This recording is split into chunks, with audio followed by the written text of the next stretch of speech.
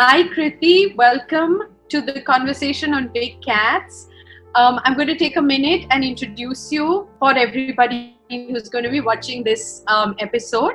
Krithi is the Chief Conservation Scientist at the Center for Wildlife Studies and an adjunct faculty member at Duke University and India's National Center for Biological Sciences.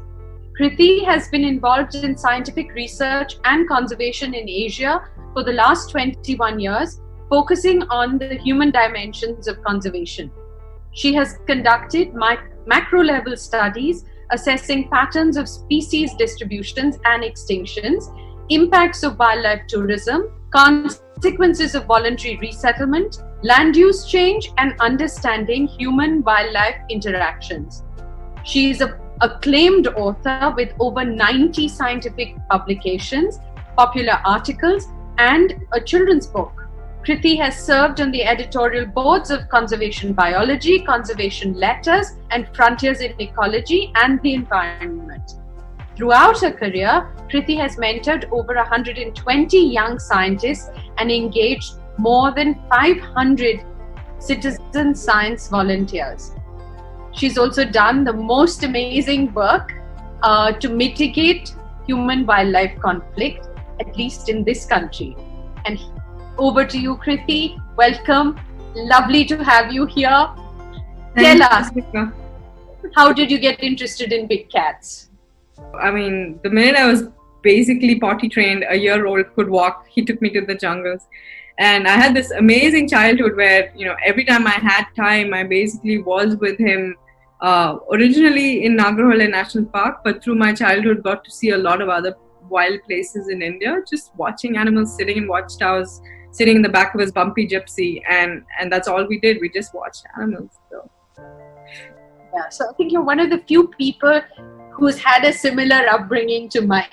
Both fathers, old stalwarts in this arena in India. So it's magical to finally meet someone with the similar sort of reason for being in this field.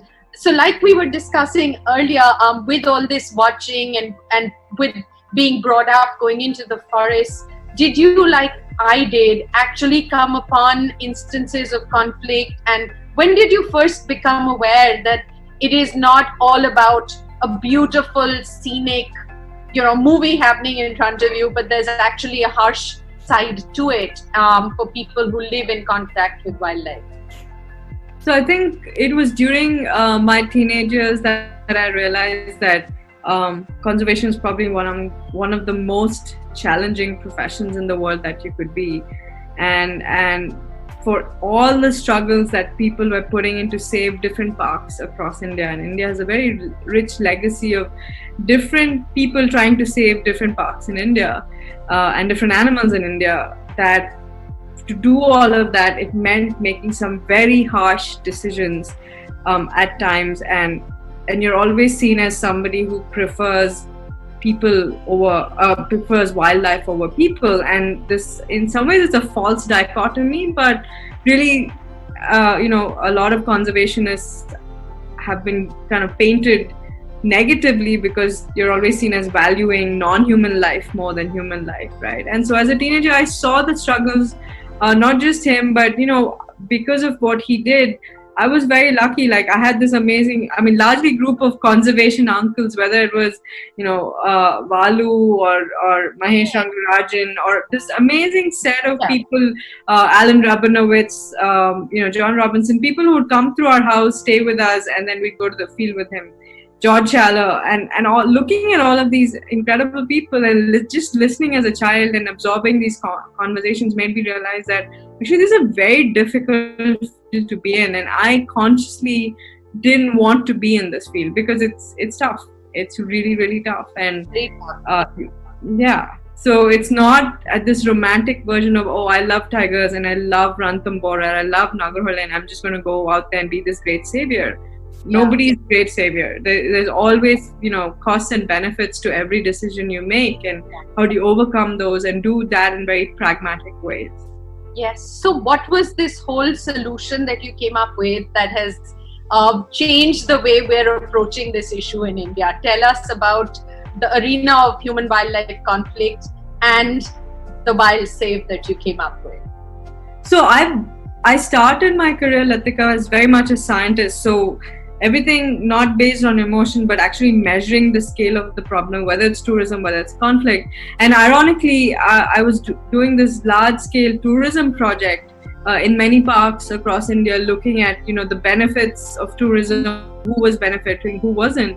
And while I was in Khana, this was like 2009, 2010, I noticed that while we were talking to a lot of people living around the park, managing the park, that there was a lot of conflict. And when I dug deeper into the scientific literature, there's very little information out there. It's everybody doing a small scale assessment of 5 villages here or 10 villages there.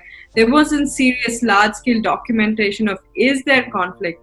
Is it a problem? What are the species? Are people doing mitigation? Are people doing compensation? And so starting in Madhya Pradesh and then scaling across India over, between 2010 and 2016-17, over a 7-year period, we went to about 3,000 villages across India, focusing originally on protected areas that were in forests. So we went to parks in Rajasthan, parks in Madhya Pradesh, parks in Karnataka, doing this large-scale assessment, really trying to understand what the situation is. And all what the research established was actually conflict was pretty common across India. You had crop damage, which was 85 to 90% of the problem in many places. You had livestock predation, which was a much smaller problem, 5-10% depending on the place you were. And property damage, so people losing fencing, housing, pipes, stuff like that. And very, very fortunately, that human injury and human death was less than 5%. And then as we started to do the fieldwork, I said, what is the story of India when it comes to conflict? And again, didn't find a single source that really laid out the situation in the whole country. So patiently filed RTIs with every state government. Took us about 6 months. And what we realized was that India, people are reporting 80,000 to 100,000 incidents of conflict per year, for which they're filing a compensation claim, and the government is paying them some proportion of money for their losses. But our surveys had showed us also that only 30 to 80% of people are actually filing. So depending on the place, the scale of the problem could be the 80 to 100,000 incidents, or it could be about 500,000 incidents if people were just not filing. They were frustrated with the bureaucracy and the delays in processing claims. And after having worked in all these different sites, I realized that India was very fortunate. We have a government bureaucracy and a system of paying compensation. Now in the conservation community, there's a lot of debate on if we should or shouldn't pay compensation. A lot of the compensation paid in Africa is paid largely by NGOs, and when the donor pulls back, the compensation money disappears. But in India, you actually have the government who has the money to pay it. So we came up with this idea called Wild Save in 2014-15, launched it around Nagarhole, Bandipur, and it was as simple as it's a toll-free number that you call in, and we have local staff on the ground who are local youth from all these villages. If you have a conflict incident, we go there, we assess the damage, we help file the claim. So there's land records needed, there may be a veterinary certificate needed, there may be photographs needed, and all of this documentation, which gets pretty cumbersome when you live in these remote areas and have no access to a photographer or a Xerox machine or any of that, right? Yeah. And our role was really to play the role of the facilitator to make sure claims went in, they were processed, and people received compensation. We never dispense the compensation. The compensation comes from the Karnataka government. And thanks to our efforts now, we service 600 odd village settlements. We filed almost 16,000 claims, and people have received over 600,000 US in compensation back. And I think what it's also done is when we started in the community, people were like, okay, we'll call, but you won't come. And now they realize when they call, we do come. Whether a family has called us once, we've had people call us, 50, 60 times over the last 5 years. And we've gone every single time if it's a valid claim. So that over a period of time builds a lot of goodwill, a lot of trust. and people realize you're not there just for the tigers and just the leopards and the elephants. You're actually there to help people, right? Yes. And fundamentally, the technology side is very simple. It's very open source, and it's something I think is essential that we deploy across all our parks, the places you've lived in and grown up around, the places I've lived in and grown up around. The price of conservation success has been that these animal numbers have grown. And as our parks can only hold so many, you're going to find dispersal of large guys like tigers and elephants. So unless you have a solution to help people, I mean, I've been inundated with messages about what this horrific thing that happened with that elephant in Kerala. But when I tell people, we deal with 3,500 cases of conflict per year. A few hundred of them are elephant-tiger related. Most of them in Karnataka actually are elephant related. This is an extreme incident, but there's a lot of minor incidents that constantly take place, right? And this is not rare. It is not unusual. It's also people expressing frustration at a point when they can't resolve it and nobody's coming to help them, right? So I think my perspective on conflict essentially is that it is the price of success. It is the price of us choosing to live with large, iconic, charismatic animals like tigers and elephants, but we must be ready to help the very people who live with the animals. You and I don't. We have the luxury of not facing this day in and out. But absolutely. So then you have another new program which is also adding to the Wild Save program. Will you tell us about that and how it reduces animosity further between people and wildlife? So when we started Wild Save a couple of years in, we'd run into all these kids living in these villages. And I remember as a child, the excitement of seeing a tiger. Like you would wait and wait and wait, and there were all these misses. And then when you finally got to see the animal, even today when I see a tiger or a leopard or some set of animals we realize that there were all these kids who were living next to these parks, seeing India's most amazing animals, who either didn't care or were very negative towards this. So in 2018, we launched a very structured conservation education program. We call it Wild Shale. Shale means school. It's Shale in Kannada, Shala in Hindi. And that program's actually scaled remarkably well. In the first year, we reached about 2,500 kids around 2 parks. Last year, we went to about 8 parks in Karnataka and Maharashtra. This year, we're going into Madhya Pradesh. And fundamentally, it's a 4-part program where our team goes into these government schools located next to all these wildlife parks, gets the kids excited. How do you keep your family safe? Why are butterflies amazing? Why are birds amazing? Why are mammals amazing? And we, being, of course, nerdy scientists, we also evaluate the children. We do these basic surveys to assess how kids are doing. What do they know before we started the Shale program? What do they know after?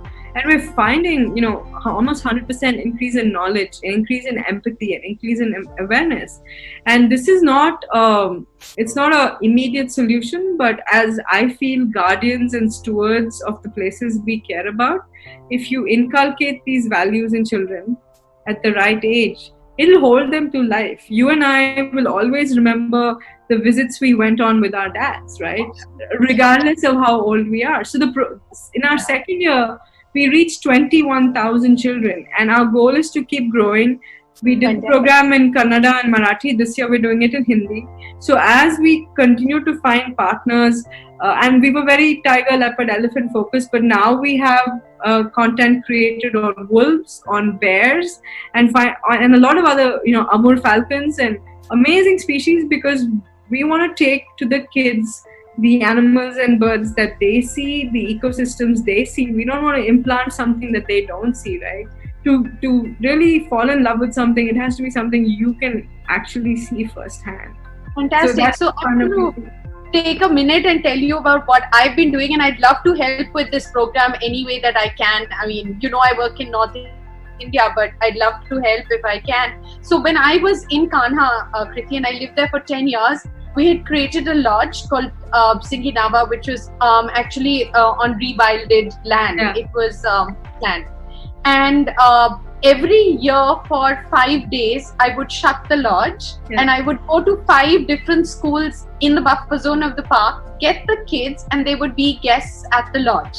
Yeah. And then there would be 5 days of activities and 5 days of taking them into the park on safari and painting and essays and learning to read, track and sign, and discussions on what it was like living in nature, and for them to recount the stories that they had heard from their elders.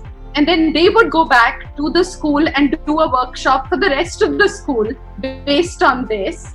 And every time we had guests staying at the lodge and there were empty seats in the car, we had done a deal with the park, and they would allow us, without previous notice, to pick up some kids from one of these village schools and send them on safari into the park.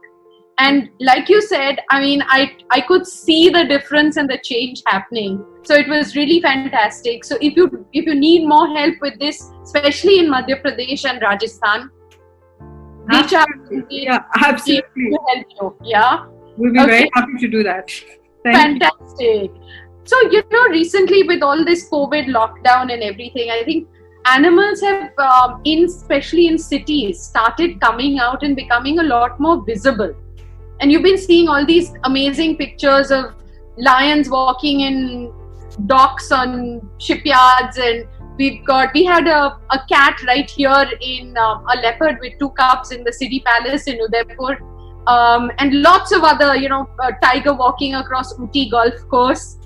And then some really horrific incidents where people did not know how to react to these animals and what to do, and even the government authorities, were at a total loss until the forest departments came and people came. So what is it that you would recommend we should do to make people in big cities, especially the forest departments and the municipal bodies, aware of how to reduce human wildlife conflict? Should there be a program? Is there something that you've created that we can get to them? What do you suggest we do in these scenarios? So I think for me, fundamentally, this sort of resurgence of certain animals into big cities, not just in India but across the world, there's been a lot of joy and celebration. But on the other hand, I've kind of also had and heard information about poaching going up next to our parks, because as people have gotten poorer, migrants have been pushed back into their villages. They've been unable to afford chicken. They've gone back to hunting manchak and sambar and chital.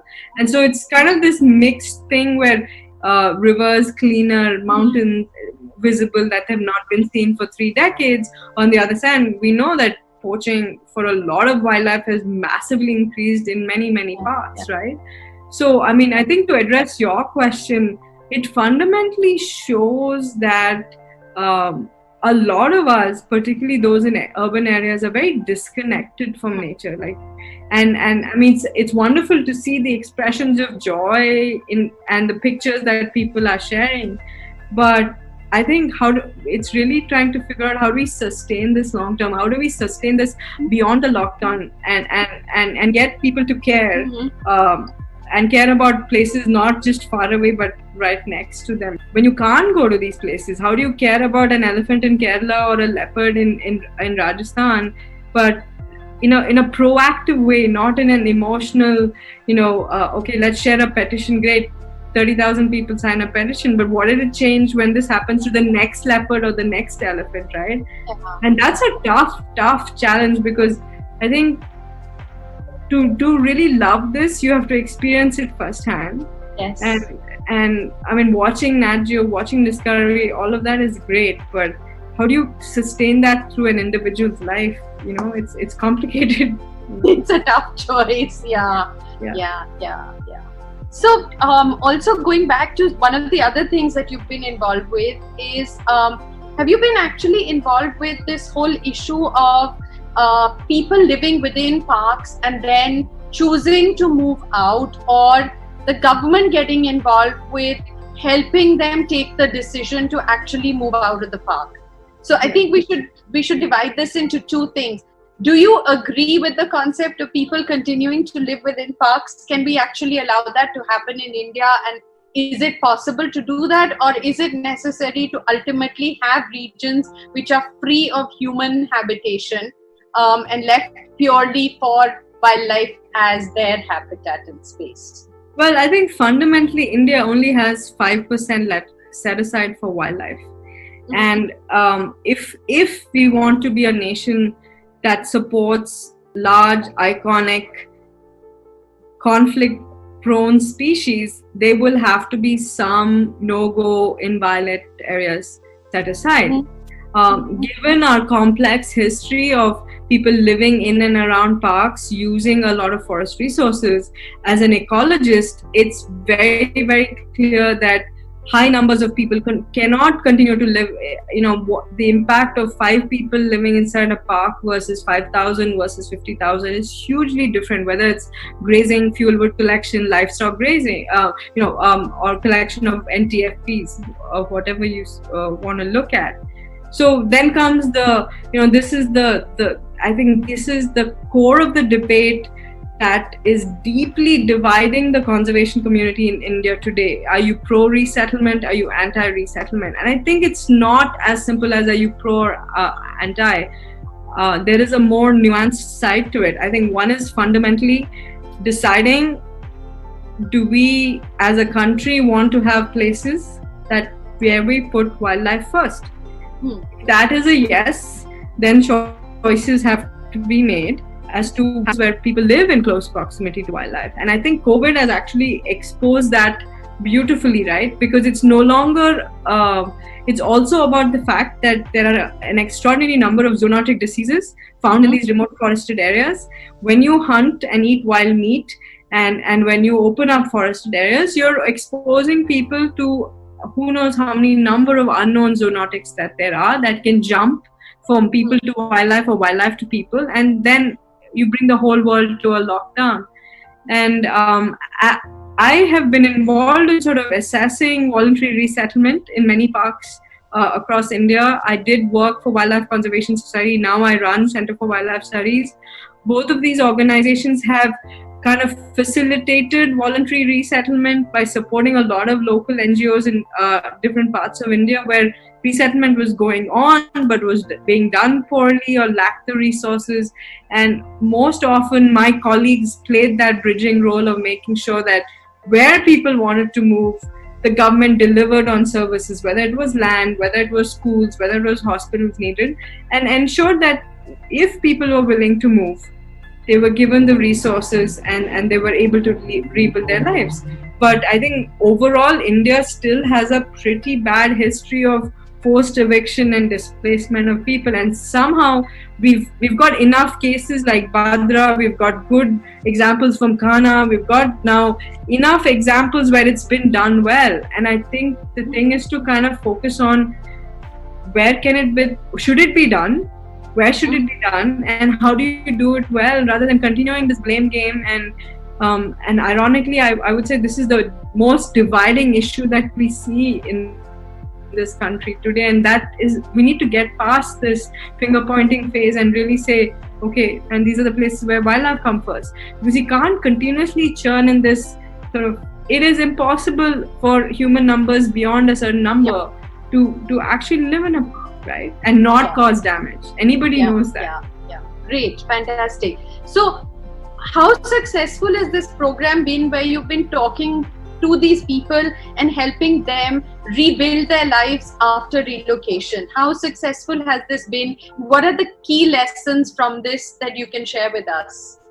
So across these different parks, my colleagues have worked with about 2,500 people in, sort of resettling them from parks in Maharashtra and Karnataka, in Kerala, in Andhra Pradesh. And I think fundamentally a few things have been that have been responsible for success. Is one, you have local heroes who believe in helping people and making sure it's done right. Whether it's somebody from an NGO, whether it's an individual, whether it's somebody from the forest department or the revenue department. We've had different people come in and step up and make sure it's done right. You have to have that constant dialogue between between the revenue department, the forest department, and NGOs to make sure that whatever has been promised gets to people and gets to people timely, because otherwise you'll have backlash and people moving back in, which has happened in some parts. And I think ultimately none of this is rapid. It takes years to build will. We've had cases where, within a village, some families have wanted to move and some have not wanted to move. So people have worked with those who wanted to move, and they've gone out, they've done well, and then the other families have followed. So I think that constant conversation, negotiation, understanding, and people's needs change. I think, when this 10-15 lakh package was announced in 2005, it was fine for the India of 2005. Now, given the economic costs, I think that package has to be revised and also tailored to adult women members of a family, not just the sons and the father getting rights of access. And so I think there are improvements that can be made, and of course we're going to have situations where you think it is important that people move and they don't want to move, but you can't evict them, you can't displace them, you can't force them out. So I think a lot of cooperation, a lot of dialogue building, and that takes time. I don't think there's quick solutions to this. No, there isn't. Yeah. No, I think there's been some amazing work done, even in Satpura, by people like Mr. R.P. Singh, who's done so many of the relocations and successfully. But then I went the other day to Sanjay Dubri National Park, and the people there are just so angry and they feel so hurt and betrayed. That it really hits you. That's the first thing you notice when you go into those villages, and I think it's going to take a lot of time to re-establish modes of communication with them and get them to at least begin a dialogue, because at this moment there's just so much anguish. People don't deliver on what was promised. You set the whole conversation back another decade, and I think it only go where people want to do it. Only go, and do it the right partners. A lot of departments are overwhelmed. You need individuals, you need qualified social sector experts, whether it's public health or social work. You need people involved that are not from the government sector, and this is where these partnerships have to be built. It can't be just relying on the government making all the decisions and making these moves, right? Absolutely. And I think the other thing that I've noticed over time is that often marginalized lands are allocated for these relocation sites. And that's an issue because they're coming from prime areas. They're used to a certain availability of water, a certain amount of greenery around them.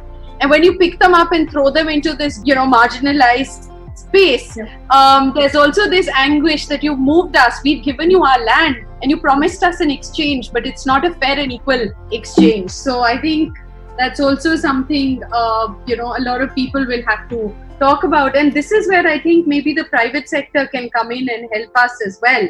Because if we can get technologies from countries that have successfully helped in rewilding areas that were earlier not prime lands, and improve the quality of these spaces for people to move into, then the anguish at the move will be lessened to a large extent. So I think this is a great place for further conversation. So an old, very favorite topic of mine, and I've been doing this right from my master's onwards, is talking about forest connectivities. And the first question that comes to mind when you have these conversations in India is, do we have the luxury of focusing on conserving our forest connectivities? Is it really a luxury, or is it actually a really essential, important part of our ecosystem services, and we don't have a choice, we just have to do it despite the population pressures? What are your views on forest connectivity? So I've been working with a large group of people looking at connectivity across India, and I think if you had to pick one big challenge today, it's really that. With a country that's economy pre-COVID was booming at 5 to 6% a year, 300-400 million people living in cities, massive expansion of infrastructure, right? Roads, 2 lanes becoming 4 becoming 8, energy infrastructure coming in, dams being built where they need to be or don't need to be, a lot of solar energy, a lot of wind power, and all of this having direct impacts on our tiny parks and breaking the connections between them. So I do think, a fourth person loves Tadoba. In the end, if you end up with these islands that don't have connectivity to other parks, we're going to get into very, very serious issues of not just genetic but other kinds of bottlenecks for the large species, and particularly for wide-ranging animals like elephants, even tigers that do disperse. When you hit carrying capacities and some parks, they could hold, how to moves, right? They also space. So we are going, and to me it's like each of us working in isolation, not looking at the larger sort of fragmentation that's going on. We published a couple of papers this year that's kind of showing how fragmented areas are, how few places, particularly in areas like central India, Western Ghats, which are key areas for a country like India, have tiny patches which are like barely connected, right? And one big highway comes through and it's destroyed forever.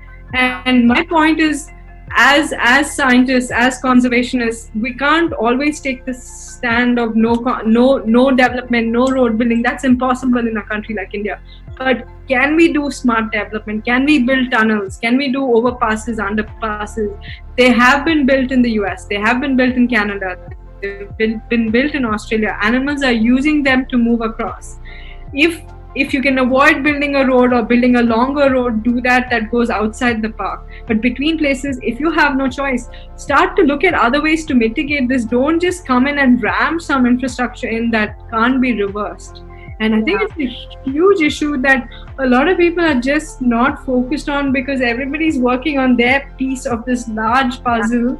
Yeah. And you're forgetting that all these pieces need to be connected if you're talking about saving, a few thousand tigers and a few thousand elephants.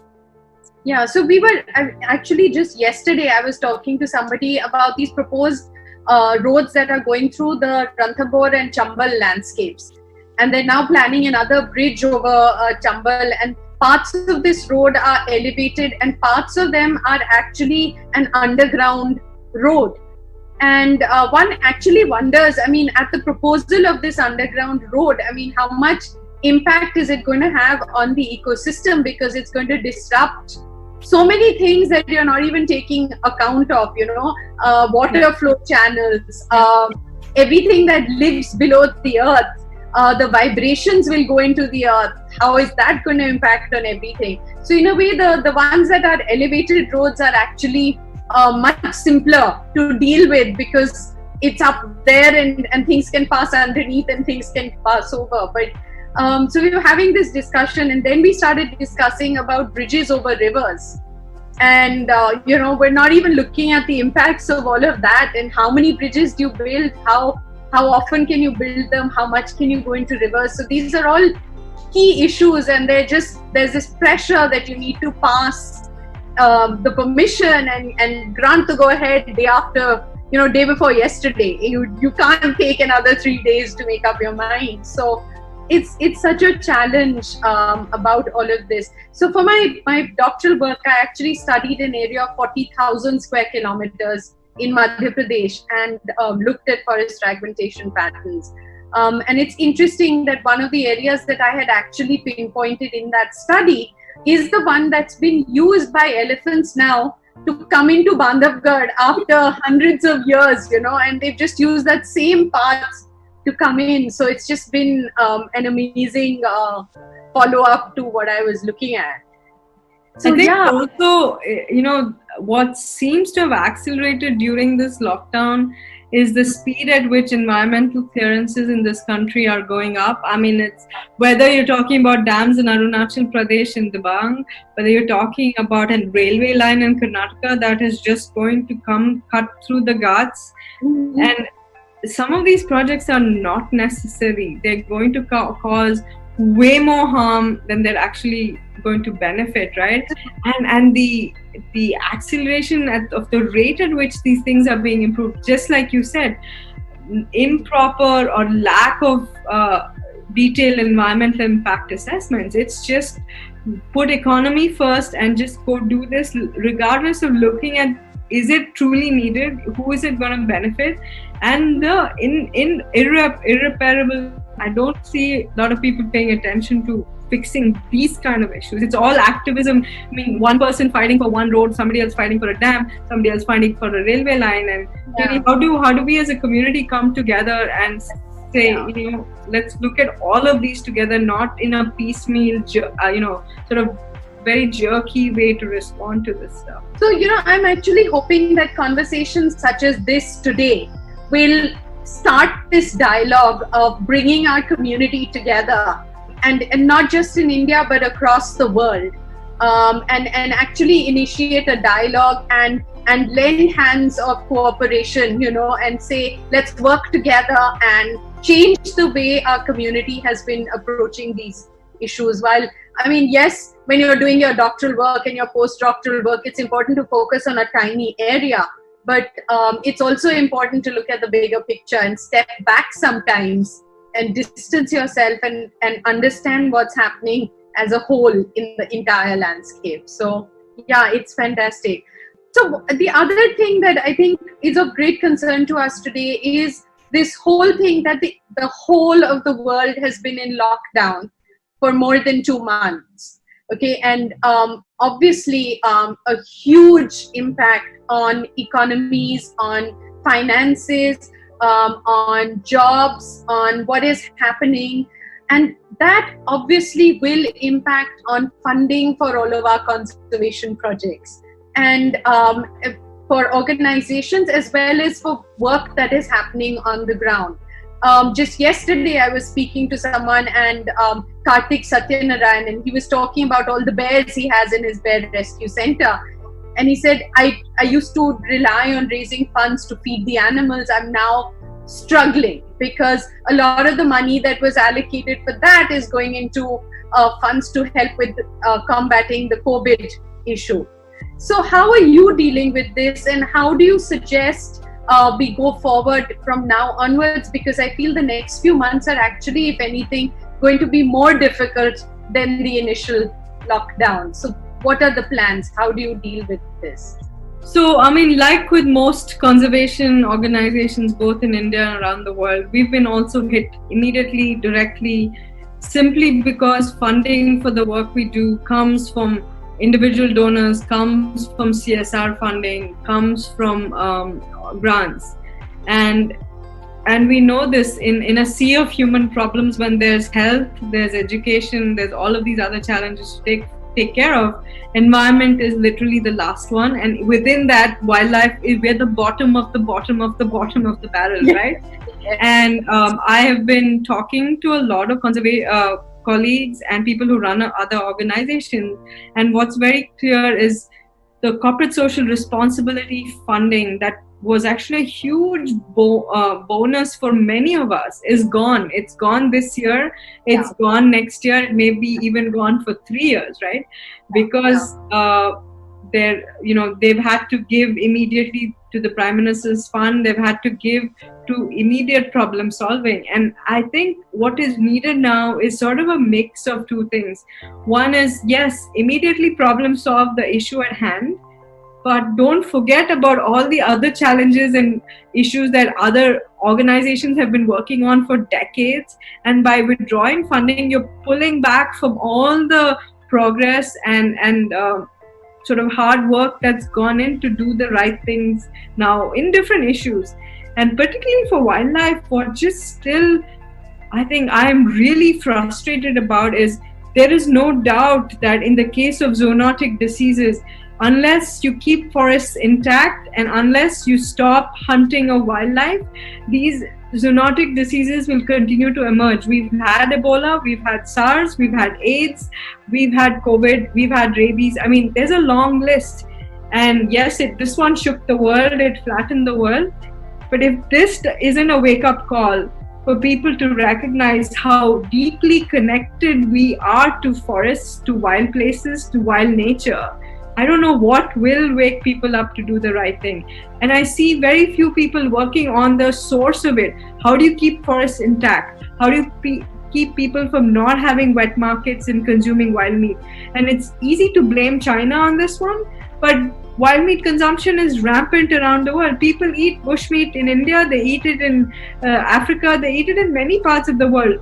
It just happened that this one emerged from China. The next one could very easily come out of India, or it could come out of Africa or South America.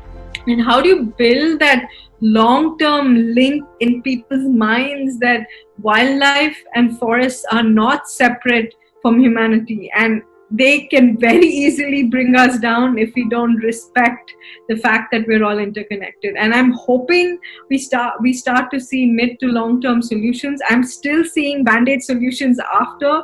I'm not seeing what we all care about, which is go back and keep forests intact, go back and reduce conflict, reduce interactions so that people and wildlife are not harmed because you've increased exposure to things like COVID.